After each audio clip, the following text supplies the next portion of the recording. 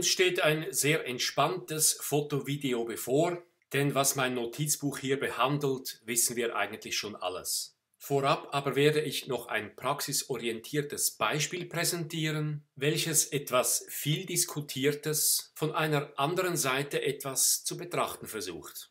Wir fotografieren mit einem Kleinbildsensor und möchten da ein Model ablichten. Eine nicht untypische Brennweite dafür ist f = 100 mm, bezogen also aufs Kleinbild. Wenn wir beim Objekt etwa eine Höhe von 50 cm aufnehmen wollen, so wird m, der Abbildungsmaßstab, etwa 24 durch 500 groß, also m = ungefähr 0,048. Weitere wichtige Größen sind Z0 für den Kleinbildsensor von ungefähr 0,03 mm und die förderliche Blende von ungefähr 30. Und nun geht es um Folgendes.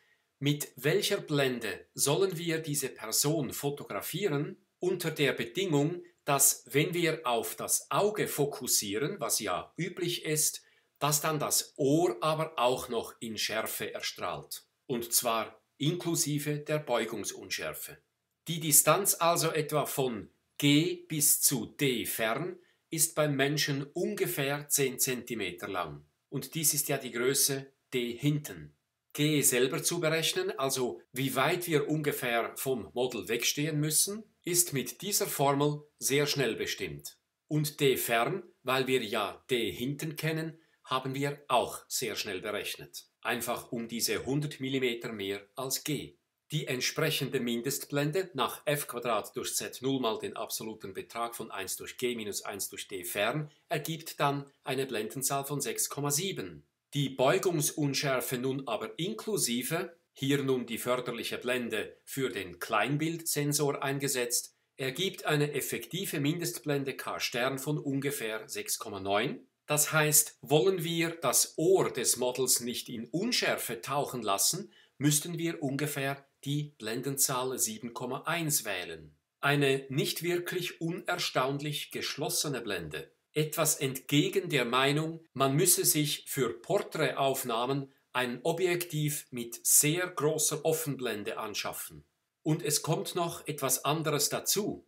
Wenn wir für unsere Kamera ein Objektiv kaufen, welches nun nicht gerade über eine heroische Offenblende verfügt, so haben wir nämlich auch 2, 3 Vorteile gegenüber einem Objektiv mit einer extremen Offenblende. Wenn Sie sich überlegen, ein Objektiv zu kaufen mit einer sehr weiten Offenblende, dann vergewissern Sie sich, ob dieses Objektiv auch tatsächlich offenblendentauglich ist. Denn je weiter eine solche Öffnung ist, desto mehr müssen sich Lichtstrahlen, die ganz am Rand der Linse auftreffen, eben brechen, um wieder auf den Sensor zurückfinden zu können. Und die Aberrationsunschärfen, die werden in ziemlich exponentiellem Maße schlimmer mit dem Wachsen der Pupillenöffnung. Allerdings ist die Optiktechnologie sehr fortgeschritten, gerade in letzter Zeit, sodass es tatsächlich Objektive gibt, die eben offenblendentauglich sind. Nicht immer aber, wir haben es im Beispiel vorhin gesehen, brauchen wir auch eine solch weite Offenblende. Ob wir nun mit diesem Objektiv oder mit diesem eine Blendenzahl von 7,1 benötigen, bedeutet nur, dass wir hier etwas weniger Linsen abdecken müssen als hier. Die Lichtstrahlen finden einfach eine identische Blendenöffnung vor und nun sehen wir einen weiteren Vorteil dieses Objektivs. Bei diesem Objektiv müssen die Lichtstrahlen nur so viel Glas durchdringen, wie es diese rote Fläche anzeigt. Beim offenblendigeren Objektiv aber müssen die Lichtstrahlen wesentlich mehr Glas überwinden, denn die Linsen, um eine solche Offenblende zu schaffen, müssen ja insgesamt dicker sein im Vergleich zu einem solchen Objektiv, welches halt über eine vielleicht nicht so gigantische Offenblende verfügt. Und einmal gelinde ausgedrückt, wenn Lichtstrahlen mehr Glas durchdringen müssen, dann steigert sich die Bildqualität mit Sicherheit nicht. Ich überlege mir deshalb sehr genau, ob ich wirklich eine solche Offenblende brauche oder ob mir vielleicht ein solches Objektiv nicht genügte. Nun aber verlassen wir dieses Thema denn wir reden in diesem Film insbesondere über die Landschaftsfotografie und somit gleichzeitig auch über die Unendlichkeit. Denn absolut unselten möchten wir beim Landschaftsfotografieren den hintersten Hintergrund auch noch in Schärfe bringen. Ab einem D-Fern von ungefähr 1000 Mal die Brennweite können wir dann so langsam von D-Fern etwa gleich unendlich reden. Dann setzen wir für D-Fern eben dieses Zeichen ein und es meint einfach eine riesig hohe Zahl. Dieses Unendlichzeichen können wir nun in jede bis jetzt behandelte Formel einsetzen. Zum Beispiel in die Formel für g, die Gegenstandsweite ungefähr Fokusdistanz, aus d nah und d fern. G ist ja etwa gleich 2 mal d nah mal d fern durch d nah plus d fern. Und ob wir nun durch unendlich oder durch unendlich plus d nah rechnen, da können wir gleich einfach nur das Unendlichzeichen hier hinsetzen. Im Zähler geht dies nicht, weil das Faktoren sind, aber diese riesige Zahl können wir wegkürzen. Und wir erhalten, sobald wir also hyperfokal fotografieren, für g gleich 2 mal d nah. Und dieses spezielle g, weil wir dann Schärfe bis ins Unendliche generieren, nennen wir dh die hyperfokale Distanz oder die hyperfokale Entfernung. Diese Formel 218 gilt aber nur, wenn d fern eine riesige Zahl ist. Oder die Formel für ZD gleich fc² durch die Blendenzahl mal 1 durch g minus 1 durch d fern, welches jetzt unendlich ist, also de facto gleich 0, so bleibt für die Unschärfe im weitesten Hintergrund z unendlich gleich fc² durch k mal g. Und für die Mindestblende fc² durch z0 mal den absoluten Betrag von 1 durch g minus 1 durch d fern, jetzt auch wieder unendlich, wird zu, weil minus 1 durch unendlich 0 gibt, für kh die Hyperfokal-Mindestblende gleich fc² durch z0 mal g. Und für die Hyperfokalblende für maximale Schärfe im Hintergrund, gemäß dieser Fotoformel, hier auch mit d fern gleich eine riesige Zahl, dies wird dann zur Formel kh0 gleich fc mal die Wurzel aus 750 durch dh mal w. Und mit w ungefähr gleich 0,75 wäre dies dann für kh0 nur noch in etwa fc mal die Wurzel von 1000 durch g. Wobei wir kh0 für höchstmögliche Schärfe im Hintergrund, beziehungsweise natürlich auch bei g halbe, was beim hyperfokalen Fotografieren ja d nah ist, auch mit dieser Formel berechnen können. kh0 liegt im geometrischen Mittel zwischen der Hyperfokalblende und der förderlichen Blende. Und wenn wir hier für d gleich unendlich einsetzen, für die Schärfe, und zwar die Schärfe im weitesten Hintergrund, dann erhalten wir hier mit diesem hoch minus 1 für die Schärfe gleich 1 durch dh mal dh, also gleich 1. Logisch, die Schärfe im Hintergrund ist gleich der Schärfe im Hintergrund. Und für die Formel beim hyperfokalen Fotografieren 1 durch d nah, d fern, welches nun unendlich ist gleich 1 durch g plus minus 1 durch dh, allenfalls eben noch mit dieser Wurzel, wenn wir die Beugung mit in die Rechnung einbeziehen möchten, wird dann zu dieser Formel 224, weil g und dh ja identisch sind, sobald wir hyperfokal fotografieren. kh0, die Blende für höchstmögliche Schärfe im Hintergrund, ist sinnvollerweise die höchste Blendenzahl beim Landschaftenfotografieren. Da ist z unendlich gleich dem wirksamen Beugungsscheibchen. K-Val sollte also beim Landschaftsfotografieren die Blendenzahl kh0 niemals übersteigen. Und sie ist ja meistens auch ziemlich hoch. Ansonsten wir nämlich keine Bildstelle mehr besser, also schärfer, sondern qualitativ nur noch schlechter abbilden würden. Machen wir ein Beispiel. APS-C-Sensor, Brennweite 18 mm.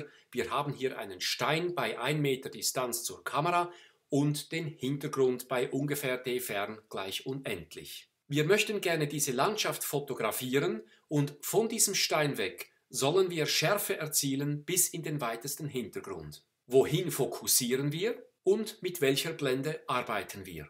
Beim Hyperfokalfotografieren wird das Finden der Gegenstandsweite ungefähr Fokusdistanz zum Kinderspiel. G gleich ja dh ist einfach gleich 2 mal d nah. Liegt der Stein also 1 Meter vor der Kamera, ab wo wir Schärfe erzielen möchten, so fokussieren wir einfach in die doppelte Distanz in 2 Metern.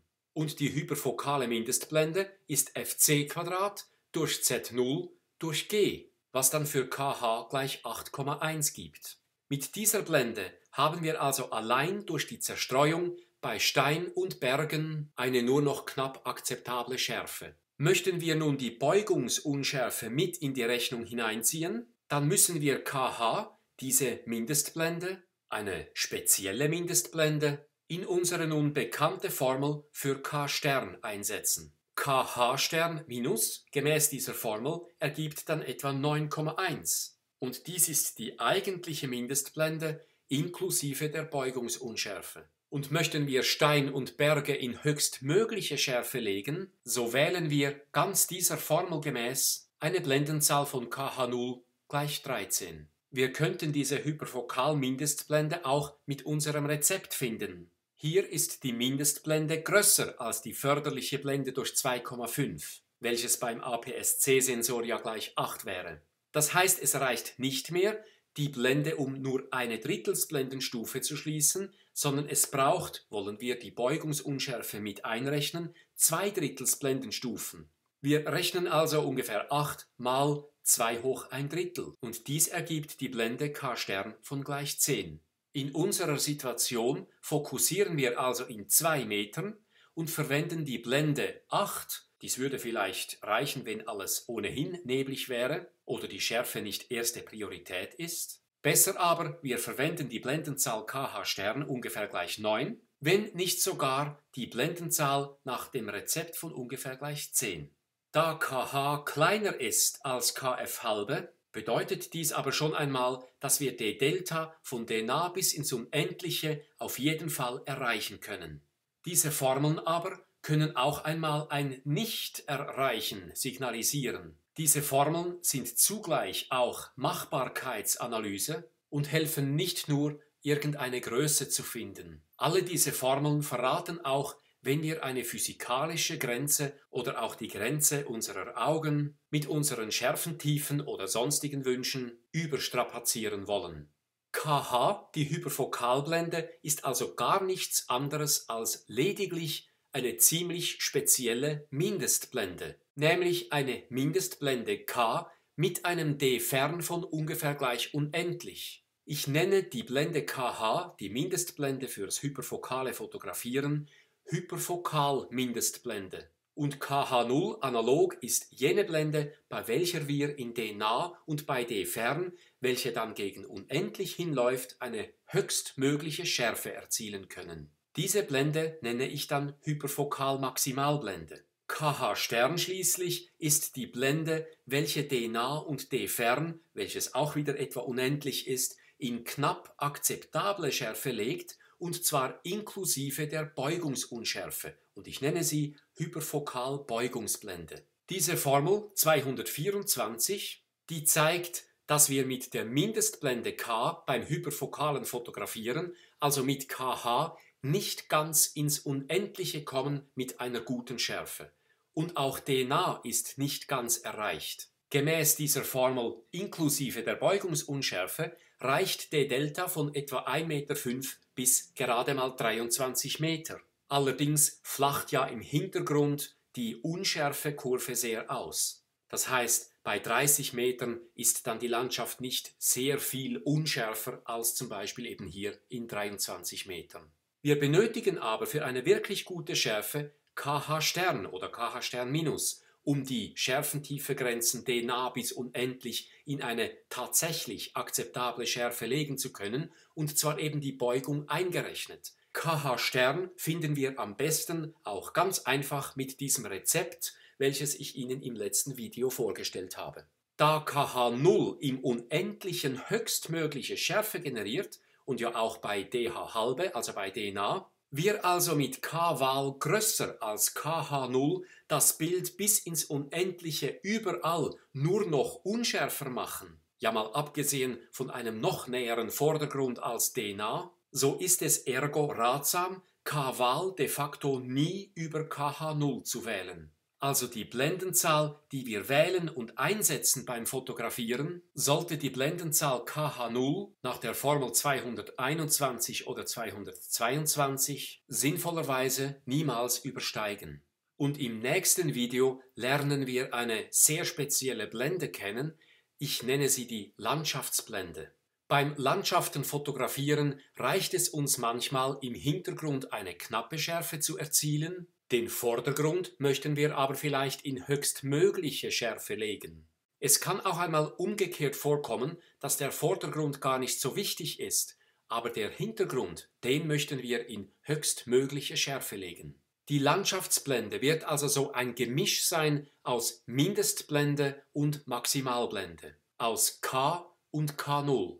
Zudem werden wir Folgendes behandeln: Manchmal ist es sehr schwierig, eine gewisse Distanz abzuschätzen. Und doch ist es eminent wichtig, genau zu fokussieren. Wir haben auch nicht immer ein Messband bei uns. Wie wir Distanzen abschätzen können und was wir tun können, wenn das sehr schwierig ist, dies werden wir im nächsten Video auch noch etwas diskutieren. Alles Gute beim Landschaftsfotografieren inklusive der Beugungsunschärfe und herzliche Grüße.